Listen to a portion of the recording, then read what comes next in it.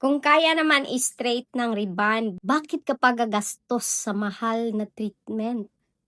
Narinig niyo 'to, yung mga ganitong eksena. No offense sa ibang educators, but let's be honest. Hindi lahat ng hair problem kayang solusyonan ng rebanding lang. As a hairstylist, na katulad nyo, ilang taon na din sa industry, nakahawak na ako ng iba't ibang klase ng buhok. Virgin hair, bleached hair, over-processed hair, at buhok na konting mali na lang, breakage na. At dito ko na-realize ang isang bagay. Hindi ito about sa presyo. It's about the mechanism ng product. Ang rebonding, alam na natin lahat, thioglycolate-based yan. So, ibig sabihin, binabago ni rebond ang internal bands ng buhok at pinipilit maging straight ang structure. So, ang resulta, straight hair.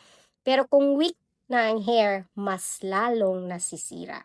Samantalang ang advanced keratin treatment-based straightening, nag-fill ng gaps sa cuticle, nag-reinforce ng hair structure, heat-activated smoothing without aggressive damage. Kaya ang result nito, natural straight na, smooth pa, may movement pa ang buhok.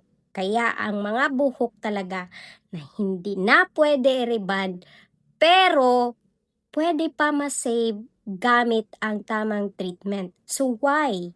Bakit mo sasabihin, why spend on expensive product or expensive treatment? Kung kaya naman sa hair rebonding, kaya nga may expensive treatment or may option tayo na treatment na may straightening if ang buhok is hindi na pwedeng mariban. At ito yung reality na hindi laging sinasabi. Kapag pinipilit mo ang rebond sa buhok na hindi na kaya, hindi ka nakakatipid, lalo mo lang pinalala ang damage sa buhok. Bilang professional hairstylist, responsibilidad natin na mag-analyze muna ng hair condition, hindi mag-base sa presyo, kundi sa kung ano ang safe at effective. Hindi lahat ng straight healthy at hindi lahat ng mahal sayang. Minsan yung mahal na service, yun talaga ang tamang solusyon sa buhok na wala ng ibang